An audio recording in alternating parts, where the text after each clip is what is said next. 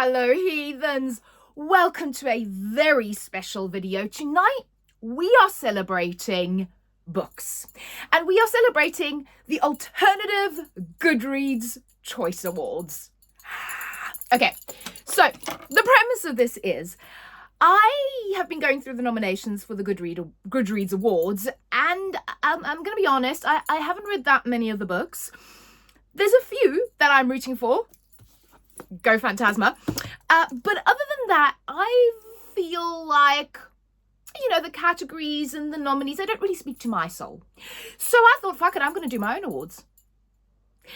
Because I can.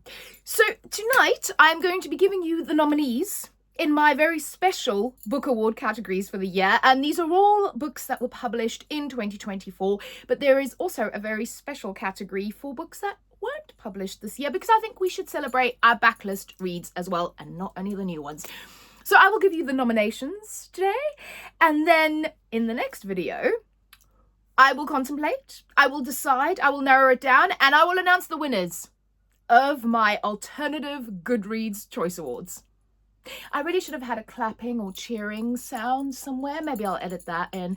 Anyway, moving along. So, my categories. The first category is called Witchy Business. And this is for a magical read of the year. So this will include a witch, a magic system, something along those lines. And I have 3 nominees. I've tried to keep it to 3 nominees in each category. So these are the nominees for Witchy Business. So the first book nominated in this category is the one that I am matching tonight, yes. And this is Tales of a Monstrous Heart by Jennifer Delaney. I adore this book. This was going to be one of my books of the year generally when I do all of those videos. But this at its heart centers a love story, a wonderfully dark romance, but also a world filled with magical creatures. And her main character, she is Fae, but she is also a mage and a witch user. And she gets together with a very grumpy lord of the manor who is also a witch user. And together they solve a crime and get into all sorts of trouble. This is an absolutely beautiful book. And I feel like it is so underhyped and deserves so much love than it actually gets. The next nominee in this category is The Coven by Harper L. Woods. Now, you can also put The Cursed. It's a duology, so both of these books were released this year, and I absolutely love this. So this also includes a vampire or a vessel in this case, and we are at a witch school or witch college, and our main character, she is a earth witch user, and the magic system is so cool. The way she can call forth kind of the earth and the flowers and the plants, and then when she bleeds she kind of gives back the magic. This is also very much a dark romance. There are some challenging scenes in here. It is adult, but it is wonderful, and I had the best time reading this, and just one of my favorite witches. The next one, the final nominee in this category, is Lady Macbeth by Miss Ava Reid. So this is a retelling of the Macbeth story, where Lady Macbeth is considered a witch, and her eyes can essentially bewitch only men, because, only men. And she is given, of course, to Lord Macbeth as his pride, and things go downhill from there. There's also a dragon in this. It's brilliant. Right, the next category. This one is called Bloodletting. Yep, it's vampire books. So there have been some incredible vampire books. Actually, The Coven and The Cursed could be in this category, but I've picked 3 others. And these are the 3 nominees for Bloodletting. So the first one I have here is Lucy Undying. I absolutely love this book. This is by Kirsten White. It is kind of a spin on Dracula, so almost a continuation, but what it does is it focuses on Lucy Westenra. Had she lived, what would her life have been like? And it tells her story. This is also a beautiful sapphic romance. It is set in the modern world, but also takes you back through Lucy's life, through many centuries, and as well as diary entries and letters. And it's just fantastic, and is one that I think about quite a lot, which is always a sign of a good book, right? The next one, I love this book. This is Immortal Dark by Tigest Germer. This, again, one of my absolute favorite books of the year. It was so wonderfully dark and delicious. I love that our main characters None of them are particularly likable. They're all 50 Shades of Grey. Very grey. And also what I loved about this was, again, dark academia setting at a school or university campus. You had a slightly different take on the vampire mythology, and it included sort of an African take. These are all POC characters as a POC author. And I love the fact that we're kind of expanding this kind of mythology around vampires and incorporating other parts of the world and not just where we usually get our vampire stories from here in Europe. And then the third book, Ashes and the Star-Cursed King by Carissa Broadbent. I realized this is a sequel. Serpent and the Wings of Night was released, I think, last year. So I put this one on here, but really the duology, I love Carissa Broadbent. Also, the brand new book in this kind of Crowns of Nyaxia series has been released as well, but I haven't quite read it yet because it's literally been released. But this is incredible. Some people didn't like it as much as the first one. I really did. I thought the love story, the continuation, it was beautiful. It was wonderful.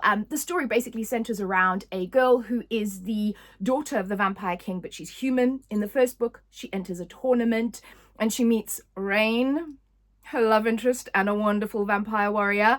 And this kind of second book continues their story and centers battles and love scenes and just a wonderful world. I think Carissa Broadbent is an incredible writer. I love everything she writes. Right, from bloodletting, we are moving on to All the Blood and All the Beauty. This is horror book of the year, right? So we love ourselves a bit of horror. So these are the three nominees in this category. So the first one here is Diavola, and this is by Jennifer Thorne. I love this book. I feel like it's a little bit genre blending. So you have a premise of a family going on a lovely, fun family vacation to Italy, to this house that seems to have some sort of a strange history and the locals are quite scared of. And things start to go wrong. But it has a real kind of creeping sense of dread that I really love in my horror love in my horror films, as well as my horror books. I don't like it to be, balls to the wall straight away. I like a bit of creeping angst, and this one was just fantastic. And again, it's one I really do think about a lot. Then the next one, again, this is going to divide opinion, is Paul Tremblay's horror movie. I love this. The more I sit with this book, the more I actually like it and think about it. Again, it's not your traditional horror book. So it is about a film crew who is making a horror movie as student filmmakers. So you kind of get that film that they're making and also sort of the revisiting of it. And I just found that it asked so many questions. It really kind of made you think. Again, it wasn't outright blood and guts horror. It was more psychological. I loved what Paul Tremblay did here with this, and I think it definitely deserves a spot on my favorite horror books of the year. And then the third one is A Haunting on the Hill, and this is by Elizabeth Hand, who I've said before, I love anyway. I love her books. But this is an official return to the world of The Haunting of Hill House. It's actually sanctioned by the Shirley Jackson Foundation. And it basically puts us in the modern world where a group of people are getting together to rehearse a play that they want to put on. The producer and the kind of writer of this play has hired Hill House. Was a bad idea, to spend a weekend there and rehearse this play, and they basically get snowed into Hill House and all hell breaks loose. But again, it really perfectly captures that creeping dread, that, oh, what was that over my shoulder? Did I really see something? Is there something there? Is something watching me? What is going on? I love that. My favorite kind of horror. Right, from horror, we're moving to My Darkest Darling. This is dark romance. These are the books where romance is really centered, but it's dark. I like my romance dark. So the three nominations are these ones over here. And the first one it was probably a sneaky preview, Phantasma by Kaylee Smith. I absolutely love this book. It is so much fun. This is kind of a dark version of Caraval, and it's about two sisters whose mother has died, and the mother was a necromancer, and the kind of necromancy powers have passed to the older sister, but they're in dire financial straits. So both of them end up entering Phantasma, which is this kind of game. And if you make it through to the end of the game, you can have a wish, you know, and they can wish for money, I guess, and kind of solve all their problems. However, this game is run by devils, and it's bloody. You may not survive. And the one rule of Phantasma is don't fall in love in Phantasma. And rules were made to be broken. The next nominee, again, one of my books of the year. This is An Academy for Liars by Alexis Henderson. Now, I would say the romance is a strong part of this and kind of the dark romance, but this has so many other elements as well that I absolutely love. This is a very dark read. It is about a girl who she is engaged to get married, and right in the beginning of the book, she is at her engagement party and her fiance cheats on her with her friend. Yeah, she sees that. That's so great. And she takes off, and she's really kind of at the end of her tether. And when I say at the end of her tether, she wants to take her own life.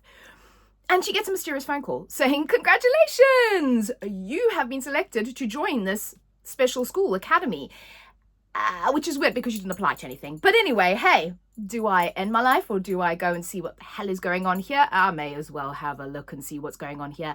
And she enters this academy, and basically the premise of this is persuasion, which again, I love that. I love the idea of having this power of persuasion, and the fact that in a little way, we all kind of have that. And the most charismatic people, if you kind of take this into a real world context, absolutely have this. Again, this is a book that's got sort of elements of horror, the dark academia, the dark romance, grief, sorrow, that feeling of your life is worth nothing, nothing to lose. It has so many elements, but it also just made me think, and I think about it so much. And again, I just think that is the mark of a great book for me. And then my third nominee is The Dagger and the Flame. Wield the Dagger. This is by Catherine Doyle. Doyle, yeah. I was going to say Quill, but it's Doyle. And I absolutely love this. I cannot wait to read the second book in the series. So this is the first book in a series. And it is about these two people that are on opposing sides. So the daggers are kind of killers for hire. And on the other side, you have these people that basically steal. They're kind of thieves for hire. And there's this world where they kind of have a conflict. Our main character's mother is killed right in the beginning of the book. She flees to the house where the thieves live, and she's taking shelter there. And one of the daggers is actually sent to kill her. And he doesn't really want to kill her. And again, this is kind of dark, but I loved it. It has beautiful found family. It has a gorgeous central romance. It has a wonderful world building and kind of these opposing sides. And I absolutely love this. I cannot wait for the second book in the series. Right.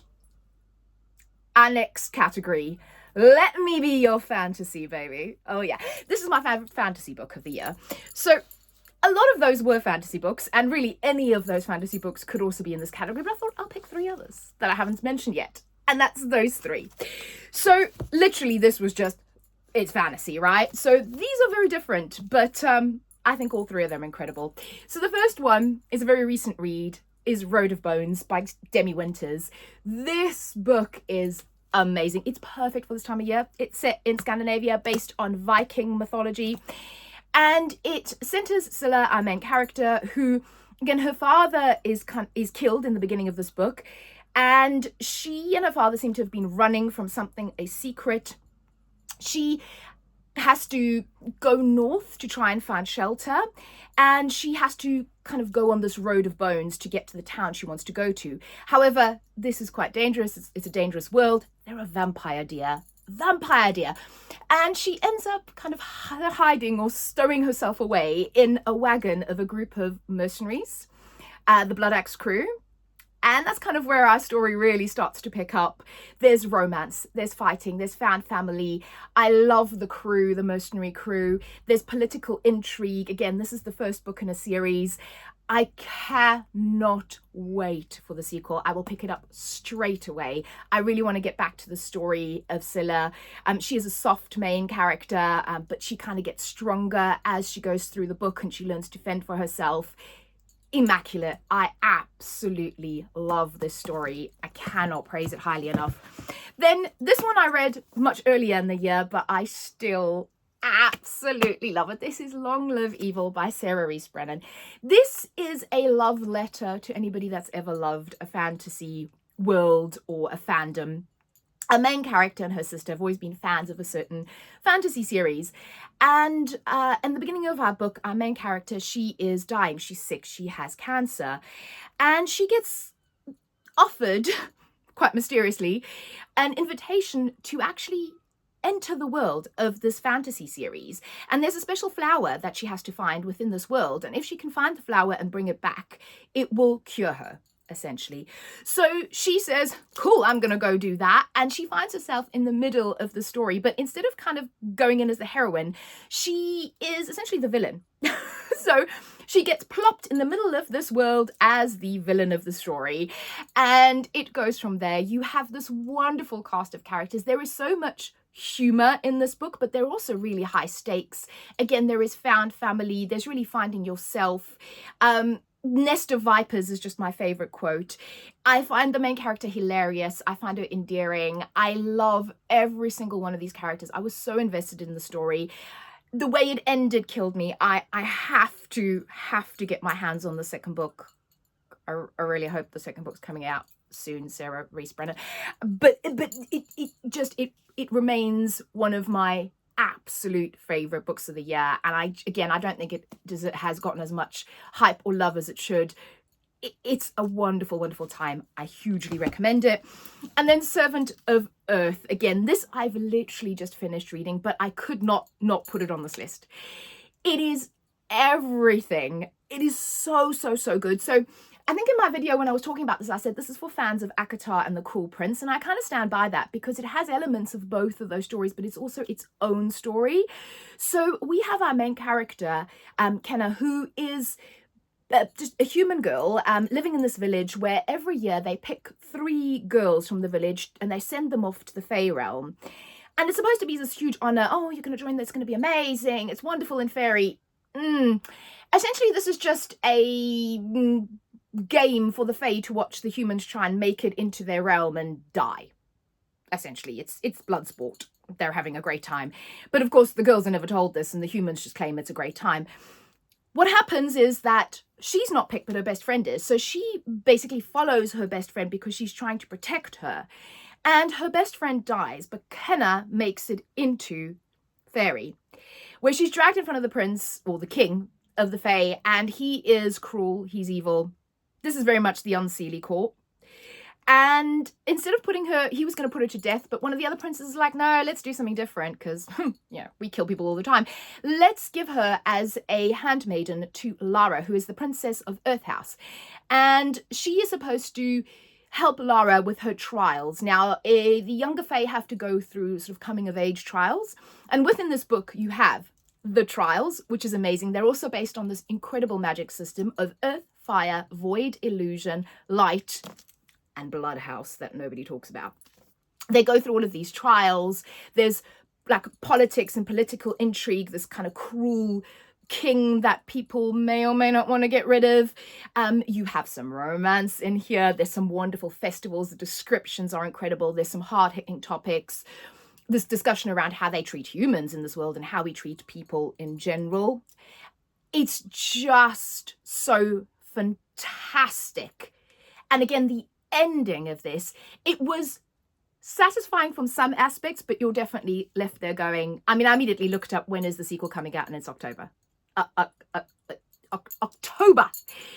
But sensational. I think if you like sort of any sort of Fae fantasy, I cannot recommend this enough. And then my final category is called Baby's Got Back list. So these are the books that I read this year that are essentially backlist books, so they weren't released this year, but these are some of my favorite reads of the year, and I wanted to give them their own category because why the hell not? It's my awards, I can do whatever I want. So the first one is Lake's Edge, and this is by Lyndall Clipstone. Dark romance, fairy tale-esque gothic fantasy. It reads a little bit like a Beauty and the Beast retelling. about a land that's blighted and a boy who is considered a monster who is trying to save the land, and a girl who is trying to help him. There is magic. The romance in this is heartbreakingly beautiful. I have the second book. I am dying to get to it. The writing is exquisite. Lyndall Clipstone is like top of my list of auto-buy authors now. This book made me cry. It is incredible. I hugely recommend it. Gothicana by Runix. One of my favorite books of the year. One of my favorite all-time books, kind of. I mean, spoiler for that video, but this book, so I've realized I have a kink. I like dark academia, teacher, student, forbidden romance, dark romance books. So I may as well speak about both of them because there's two on this list. And I've spoken about both of them before. And it's Nocticadia by Kerry Lake is the other one. And it's that sort of same genre of like a dark gothic university school setting. And when I say student, they are both very much of age. The girls, we're not talking 15-year-old. We're talking, I think they're like 20. But, you know, they get with their professors. This one, again, the setting, the ambiance, the gothicness of it all, the darkness, that kind of dark, bad romance. But I love it. This book is just everything. It's everything I want in a dark romance. And this is everything I want in a dark romance as well. Same thing, you have that real dark gothic atmosphere. This one has a lot of kind of interesting academic medical type of research in it as well, which I really loved. This is a very long book. This is 666 pages. It's my lucky number, 666. And every minute of this book was a joy and a delight, and I loved every second of reading. And that doesn't really happen that much. I don't think there was ever anything that wasn't needed. The world building was incredible. The characters were incredible. The slow burn. Oh, and again, this relationship, it takes you on an emotional roller coaster. I loved both characters. You know, Dervik is that shadow daddy. You touch her, you die. You touch her, you die. Again, I like that. It's my kind of man. You touch it, you die. Both of these books are sensational, and if you like that kind of genre, I highly recommend. Then Lightlark by Alex Astor. I've been holding off reading this. I've heard some bad reviews. I've heard some fabulous reviews. I am on the fabulous review side. This cover is exquisite. Again, it goes with my dress. You can tell I like these kind of covers. But it's also one of the best, most funnest fantasy books I've read all year.